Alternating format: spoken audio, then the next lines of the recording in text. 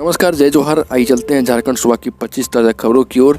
लेकिन उससे पहले दोस्तों, वीडियो बनाने में काफ़ी ज़्यादा मेहनत की जाती है, तो वीडियो को लाइक शेयर ज़रूर कर दें, ज़्यादा लोगों तक पहुंचाएं और चैनल को सब्सक्राइब नहीं किया तो कर लें, जिससे कि आपको झारखंड सुबह की 25 ताज़ा खबर रोजाना मिलती रहे।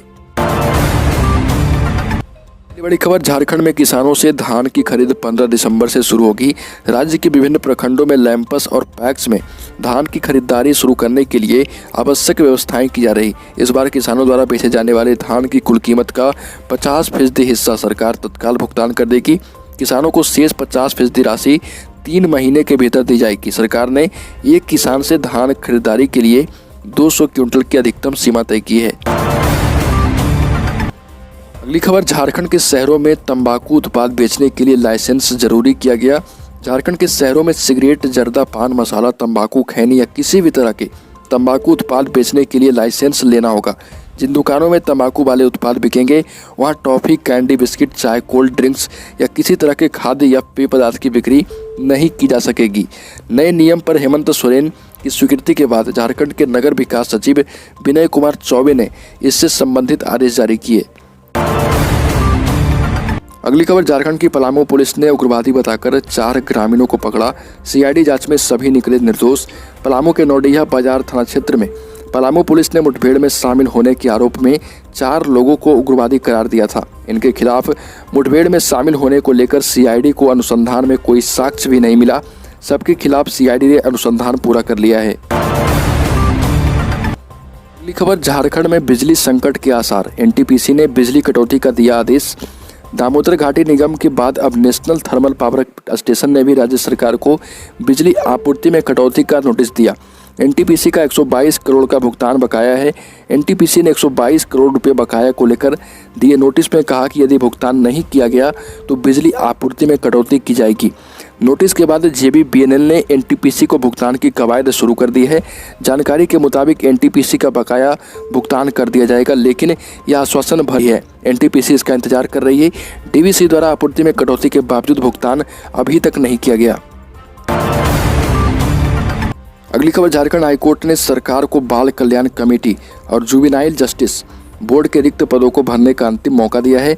अदालत ने कहा कि यदि सरकार तय तिथि तक रिक्त पद नहीं भरेगी तो यह बताना होगा कि इसके लिए कौन जिम्मेवार है। कोर्ट ने कहा कि जिम्मेवार लोगों के खिलाफ कड़ी कार्रवाई की जाएगी। बचपन बचाओ आंदोलन और अन्य की याचिकाओं पर सुनवाई के दौरान ये बातें कही गई। अगली खबर, 28 से 30 जनवरी तक होगी 7वीं से 10वीं जेपीएससी की मुख्य परीक्षा। 15 दिसंबर तक आवेदन करने की अंतिम तिथि। झारखंड लोक सेवा आयोग की 7वीं से 10वीं सिविल सेवा की मुख्य परीक्षा 28 जनवरी से 30 जनवरी 2022 तक होगी। मुख्य परीक्षाएं रांची के 14 परीक्षा केंद्रों पर 2 पालियों में की जाएगी। इसकी तैयारी के लिए जेपीएससी के सचिव ने रांची के उपायुक्त को निर्देश दिया है। 7वीं से 10वीं जेपीएससी की मुख्य परीक्षा में 4293 अभ्यर्थी शामिल होंगे। वर्तमान में मुख्य परीक्षा के लिए आवेदन लिए जा रहे 15 दिसंबर आवेदन करने की अंतिम तिथि निर्धारित है। अगली खबर, झारखंड पुलिस सिपाही भर्ती में पहले शारीरिक और बाद में लिखित परीक्षा। हेमंत सोरेन ने कहा कि मुख्यमंत्री हेमंत सोरेन ऐलान कर चुके हैं कि राज्य में सिपाही भर्ती में पहले शारीरिक और बाद में लिखित परीक्षा होगी। इसके लिए सरकार नियमावली में बदलाव कर रही है और कहा कि पूर्व की सरकारों ने पुलिस की छोटी सी नौकरी के लिए लिखित परीक्षा अनिवार्य कर दी थी, लेकिन अब सरकार ने नियम बदल दिया है जिसमें नौकरी करने की शारीरिक क्षमता होगी, उसकी क्षमता दक्षता देखकर पुलिस की नौकरी दी जाएगी। ये बातें सीएम ने चाईबासा के टोटो स्थित सिरेंगसिया में आयोजित आपके द्वार आपकी सरकार कार्यक्रम में कही। अगली खबर, झारखंड सरकार के फैसले पर लगी सुप्रीम मुहर। कोर्ट ने कहा कि 2019 के पहले की रिक्तियों में भी सवर्णों को मिलेगा आरक्षण का लाभ। वर्ष 2019 के पहले की रिक्तियां में भी सवर्णों को आर्थिक रूप से जो कमजोर हैं उन्हें 10% आरक्षण का लाभ मिलेगा। नियुक्ति प्रक्रिया जिस दिन से शुरू होती है उसी समय का नियम लागू होता है। झारखंड में सहायक अभियंताओं का वर्ष 2015 से 2018 तक की नियुक्ति में सवर्ण आरक्षण का लाभ पाने के हकदार हैं। सुप्रीम कोर्ट ने यह महत्वपूर्ण फैसला दिया है। इसके साथ ही जस्टिस के.एफ. जोसेफ और जस्टिस पी.एस. नरसिम्हा की अदालत ने झारखंड हाईकोर्ट के उस आदेश को सही बताया जिसमें वर्ष 2015 से 2017 तक की रिक्तियों में सवर्णों को आरक्षण दिया जा रहा। अगली खबर, गृह मंत्री अमित शाह पहुंचे राजस्थान। आपको बता दें कि रात्रि विश्राम से रोहतास बॉर्डर पर पोस्ट पर बिताए हैं। उनके साथ केंद्रीय मंत्री गजेंद्र सिंह शेखावत भी मौजूद हैं। इससे पूर्व वो तनोटा माता मंदिर पहुंचे थे, जहां बीएसएफ की ओर से उन्हें गार्ड ऑफ ऑनर दिया गया। शाह ने विजय स्तंभ पर पुष्प चक्र अर्पित शहीदों को श्रद्धांजलि दी और बीएसएफ की हैट भी पहन रखी थी। इसके बाद वो मंदिर भी पहुंचे। अगली खबर, लोहरदगा में रिटायर्ड आर्मी के जवान के घर बड़ी लूट। बंदूक की नोक पर बेटी की शादी के लिए रखे 1.5 लाख नकद व 5 लाख के गहने साफ कर दिए। लोहरदगा के सोनाहा थाना क्षेत्र के अरू चौक के पास चोरों ने बड़ी घटना को अंजाम दिया। बंदूक की नोक पर आर्मी से रिटायर्ड 70 वर्षीय बिरसू कुजूर के घर से 1.5 लाख रुपए नकद और 5 लाख के जेवरात लूट लिए। इतना ही नहीं, डकैतों ने घटना के बाद घर में बैठकर शराब भी पी। शराब पीने के बाद चोरी के पैसे और जेवरात साथ लेकर पैदल ही घर से फरार हो गए। अगली खबर, झारखंड में नक्सली लादेन अरेस्ट किया गया। पुलिस ने people's liberation front of India के 3 नक्सलियों को गिरफ्तार किया है।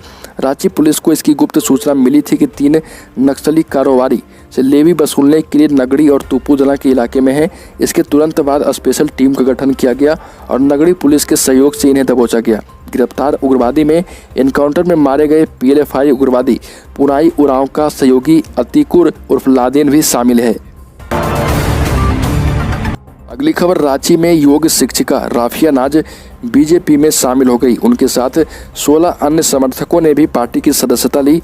प्रदेश अध्यक्ष दीपक प्रकाश ने सभी को पट्टा ओढ़कर पार्टी में स्वागत किया और कहा कि राफिया के आ जाने से बीजेपी को मजबूती मिलेगी। इस मौके पर राफिया नाज ने कहा कि वह पीएम नरेंद्र मोदी की ओर से अल्पसंख्यकों के लिए, खासकर महिलाओं के लिए किए जा रहे कार्यों से प्रभावित है। बीजेपी से जुड़कर दबे कुचलों की आवाज़ उठाएगी। राफिया ने कहा कि वो हमेशा गरीब शोषितों के साथ खड़ी रहेंगी और उनकी आवाज़ बनेगी। बड़ी खबर, देश में जल्द खत्म हो सकता है किसान आंदोलन। किसान आंदोलन के भविष्य पर संयुक्त किसान मोर्चा ने दिल्ली के सिंधु बॉर्डर पर अहम बैठक की। यह मीटिंग 3 घंटे से भी ज़्यादा वक्त तक चली है। नेताओं के मुताबिक इस पर सहमति बनी है कि किसानों पर दर्ज सभी केस अगर वापस लिए जाएंगे। एमएसपी पर बनी कमेटी में मोर्चा के सदस्य होंगे। पंजाब मॉडल पर मुआवजा देने की भी मांग इसमें की जाएगी। तब जाकर किसान आंदोलन खत्म कर दिया जाएगा। आंदोलन आगे चलेगा या नहीं, इस पर फैसला बुधवार को लिया जाएगा। पहली बड़ी खबर, केंद्रीय चुनाव आयोग ने झारखंड के सांसद को गलत केस में फंसाए जाने के बाद झारखंड सरकार को देवघर डीसी मंजूनाथ भजंत्री को तुरंत हटाने का आदेश दिया है। आयोग के प्रधान सचिव राहुल शर्मा ने झारखंड राज्य के मुख्य सचिव को भेजे पत्र में कहा कि आयोग की बिना सहमति के इन्हें किसी जिले का डीसी या जिला निर्वाचन अधिकारी न बनाएं। भजंत्री पर 15 दिन में विभागीय कार्रवाई करने और मेजर पेनाल्टी के आरोप पत्र देने की भी हिदायत दी है। आयोग ने यह आदेश बीजेपी सांसद निशिकांत दुबे पर कराए गए 5 केस को गलत करार देते हुए मुख्य सचिव को दिया है। अगली खबर, झारखंड में कोयला चोरी रोकने के लिए वाहन में ट्रैकिंग डिवाइस लगाई जाएगी। इसके बिना नहीं मिलेगा माइनिंग में चालान। लीज धारकों एवं आउटसाइड परिवहनकर्ता को भी इस डिवाइस का इस्तेमाल करना पड़ेगा। इसकी अवधि 3 वर्ष होगी। वहीं विभाग ने कुल 8 वेंडरों को इसके लिए रजिस्टर किया है। उस कंपनी के डिवाइस लेने के बाद ही यह मान्य होगी। झारखंड खनन विभाग के वाहन ट्रैकिंग डिवाइस नहीं लिया तो अब परियोजना में कोयला उठाव का खनन चालान विभाग जारी नहीं करेगा। इसको लेकर विभाग ने बीसीसीएल प्रबंधन को ताकीद कर दिया है।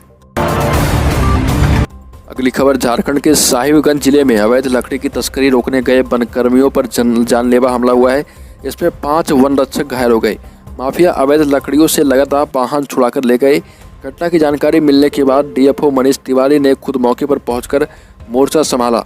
हमले के 2 आरोपियों को गिरफ्तार कर लिया गया है। एक आरा मशीन को सील कर दिया गया है।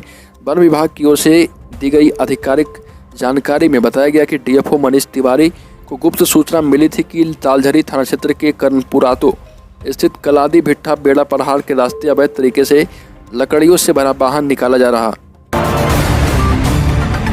अगली खबर, national eligibility cum entrance test post graduation counselling में हो रही देरी को लेकर PG first year intern medical छात्रों के साथ जेडीए के सदस्यों ने भी काला बिल्ला लगाकर काम किया। विरोध की रणनीति फोरेडो द्वारा तैयार की गई। उनके द्वारा विरोध प्रदर्शन के आधार पर रिम्स के चिकित्सक भी आगे आए। यदि सरकार इस विषय पर कोई ठोस कदम नहीं उठाती है तो आगे कठोर कदम उठाने के लिए भी बाध्य होने की बात कही गई। वहीं पीजी छात्र डॉक्टर अमित ने कहा कि देश भर के 40,000 पीजी के डॉक्टर सेवा देने के बजाय अपने घरों पर हैं। इससे मरीजों का ही नुकसान हो रहा। तो दोस्तों, झारखंड सुबह की खबरों में अभी के लिए इतना ही। अगर आपने अभी तक इस चैनल को सब्सक्राइब नहीं किया तो कर लें, जैसे कि आपको झारखंड सुबह की खबर लगातार मिलती रहे।